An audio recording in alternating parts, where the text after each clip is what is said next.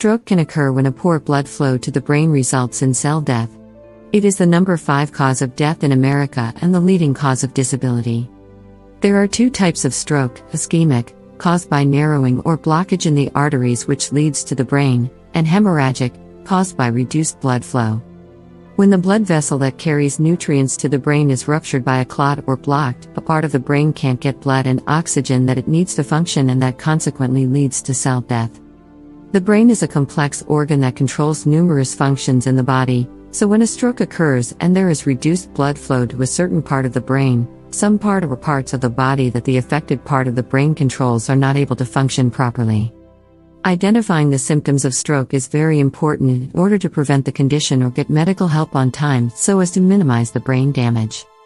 This is also going to lower the risk of disability. According to the experts, the symptoms of stroke can vary from one person to another and depend on the type of stroke, the severity of the damage, and the part of the brain affected.